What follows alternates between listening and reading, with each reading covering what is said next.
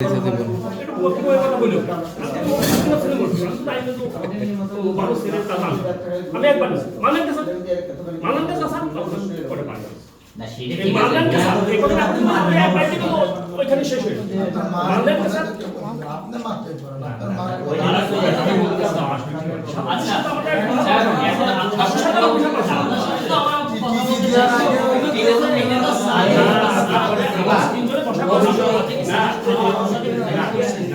একদিনও দেখা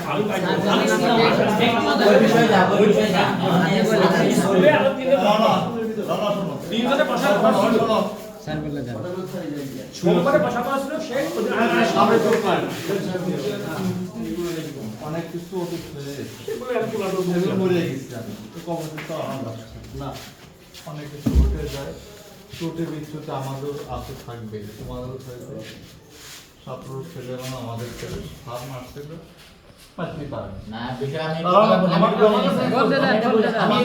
আমাকে এটা বলেন তারপর বলেন না, আপনি বলেন। আর শুধু যে সব লোক ছেলে তা না ওই যে দেখতে আমাদের আসবে। সমাজে আরো দেখতে নিম্নমানের আসবে। ফ্যামিলির ছেলেও যাই হোক যাতে বৈষম্যটা না হয় তো না আমার নাম নাই জান বিদায় তাহলে কাল মার না, তা তো বললাম আমি অন্যায় করার কোনো মানে না। আমি একবার বলছি আপনাকে, যে কারণ বলে ভুলটা হয়ে গেছে এখন হয়েছে সেটা হলো যে কারণ ওইটা ওই বিষয়ে ভালো তাকে বহিষ্কার করা হয়েছে আবার কিছু দিয়ে তাই কথা আবার তার পুনর্বল করা হয়েছে যাও ফিনিশ করতে হবে তাহলে এর চেয়ে বড় পাওয়ার কিন্তু নাই আমাকে বহিষ্কার করছে আবার আমাকে এখানে নিয়ে আসছো এটা কিন্তু অনেক বড় পাওয়া আমার তো বুঝতে হ্যাঁ, পারছি বুঝতে পারছি। যাক তোমরা তো অনেকে ইনফরমেশন পাইছে আজকের কমিটি নেই আজকের বছর নেই তোমাদের কিছু বলার থাকে কমিটিটা তো আমাদেরই গ্রামের লোক তোমরা আমরা ভোট দিয়ে বানাবেন এক্সট্রা গার্জিয়ানরা ভোট দিয়ে বানাইছে তো আজকে অনেক কিছু বলছো আমরা বুঝছো বলছো প্রশ্ন ছিল থাকতেই পারে আমরা অভিযোগ আমাদের কাছে আসছে স্যারের কাছে শুনছি স্যার বলছে না এরকম কোনো ভিত্তি নাই বললাম তাহলে আমরা হাউসার ভাই যদি কমিটিতে দেখে তাহলে তো সেটা বুঝবে এই স্কুলটা সবার সর্বজনীন হিন্দু মুসলমান বৌদ্ধ খ্রিস্টান আমাদের সবার রাইট আছে যেহেতু আমরা সবাই করে গ্রামের লোক বা বাইরে যদি কেউ পড়ে তারও রাইট এখানে আছে যেহেতু সে ছাত্র আজকে আপাতত অনেক কথা হয়েছে আজকে এটি করো পরবর্তীতে যদি তোমাদের স্যার এই নীতি তো আছেই আমাদের কথা শেষ করো তারপরে শেষ তো হয়েছিল না এই যে স্যার যদি এটা বললো যে স্যার যে আমাদের কাছে মনে হয়েছে যে সে অপরাধ করছে এই জন্য আমরা টিসি দিচ্ছি কথাটা ভালো মনে না হলে তার দেই না আমি বলিনি মনে হয়েছে ঠিক আছে আপনাদের তো উচিত ছিল যে যেহেতু আমি টিসি দেবো বিয়াদবি করছে বিয়াদবি করলে এখানে তো দেওয়া যায় আপনি আপনাদের উচিত ছিল না যে তার অভিভাবক যারা আছে এদেরকে ডাইকে যে আপনার ছেলে আর তারপর প্রতিদিন হচ্ছে এরকম একটা ঘটনা ঘটে স্টুডেন্টের টিসি এখন দেওয়ার আমরা আগে টোটাল দুইবার নোটিশ করা আমরা হয়তো বলতে সবাই এরকম বলতেছি বলেন যে পরবর্তীতে এরকম ঘটনা পুনরাবৃত্তি না আচ্ছা এই কথাটা বলবেন স্যার স্যার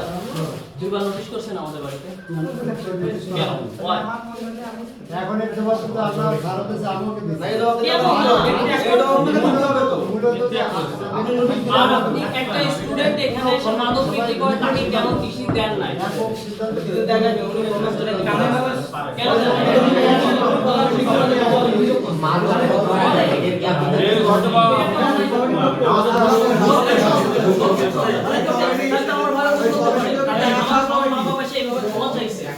কমিটি হইছে নতুন এই কমিটি টাকা কাটছেন আসছে কথা কাটছে কমিটি টাকা কাজ সেগুলো পরের বিষয় কিন্তু কমিটি বলছে যদি তারা যদি মনে করে যে না এখানে নির্দিষ্ট তারা ব্যবসায়িক আচরণ করে ঠিক আছে ওটা তো ওপেন সিক্রেট যে একজন টাকা টাকা খাওয়ার বিষয়টা আলাদা আমরা তো ওই টাকা খাওয়ার বিষয়ে আমরা আসিনি যে এখানে যে চাকরি বাণিজ্য হয়েছে ওই বিষয়ে আমরা আসিনি যেহেতু ওই বিগত কমিটি করছে এই কমিটি দেখে ওই শুরু হবে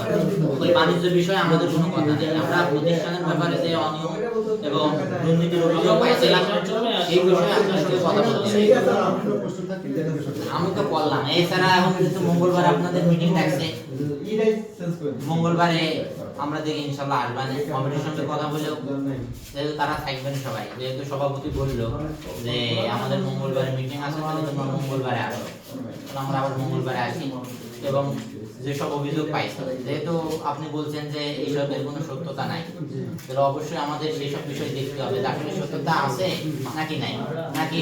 আপনি মিথ্যা বলতেছেন নাকি আমরা যে তথ্য পাইছি সে মিথ্যা বলতেছে। আর আরেকটা বিষয় হচ্ছে স্যার, এই যে টাকাটা এখন উপস্থিত আপনাদের কাছে আছে, এই বিষয়ে আপনারা কি ডিসিশন নিয়েছেন? এটা তো কমিটি ডিসিশন কোনো কিছু নেবে না, যেহেতু তৎকালীন এই কমিটি ছিল না, আপনি ছিলেন প্রধান, ভূমিকা তো আপনাকেই রাখতে হবে। কমিটি তো বিগত কমিটি গেছে, তখন আপনার উচিত ছিল হয়তো আপনার ভুল ঘটনা যে কোনো কারণে আপনি করতে পারেন নাই। আমি তো বললাম না, আমি এই মফস্বল গ্রামে এই সব তথ্য অনেকের কাছে যাই না। ফর্ম ফিলাপে যে আমাদের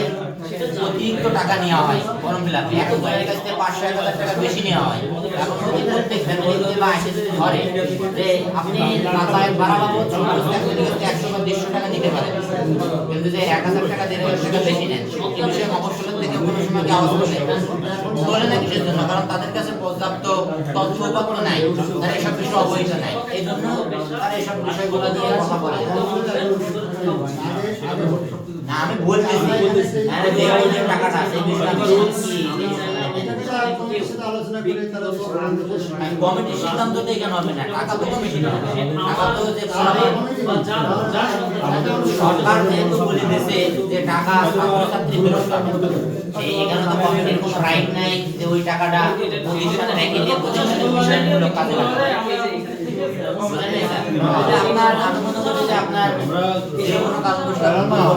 আর যেটাও আপনি দেরি করে আগেই করা উচিত ছিল।